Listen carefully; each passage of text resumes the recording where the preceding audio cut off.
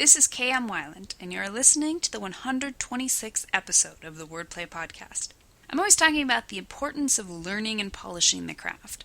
But I also can't emphasize enough the importance that gut instinct plays in a writer's creation process. I learned long ago to trust my inner story sense, and I've been relying on it quite a bit this week as I work through rewrites on my fantasy Dreamlander. Whenever I find myself blocked on a particular story problem, it's almost always because I'm fighting my gut instinct. I've been working on a scene that builds up to an important battle and the subsequent capture of the protagonist. After trying to write the lead-up scene and the fight scene as one cohesive scene, and repeatedly smashing into that block, I finally gave in to what my inner story sense was saying, that I needed to stick a chapter break between the two scenes. And what do you know? Voila! The problem was solved instantaneously. The lesson learned here is that I should listen to my gut the first time it tells me what to do. How much should you explain in a story's beginning? The latest post in the video series on my blog reviews some of the pitfalls of info dumping in the first chapter and how to avoid them.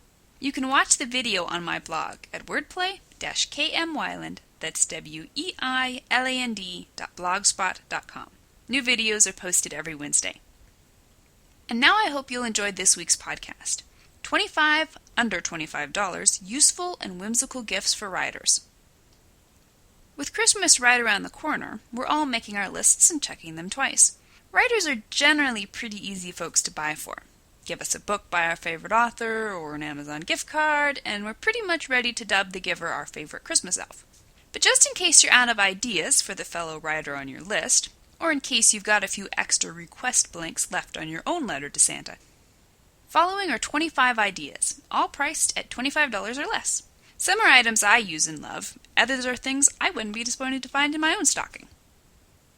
Since pictures and links really don't translate all that well to audio, you'll have to hop over to my blog to get the full gist of this week's post. Take a look. You might find the perfect gift for the fellow writer on your list, or you may find something to add to your own Dear Santa list. Thank you for listening to the Wordplay Podcast. To read a transcript of this episode, visit me on the web at wordplay-kmweiland, that's weiland.blogspot.com, and be sure to listen again next week.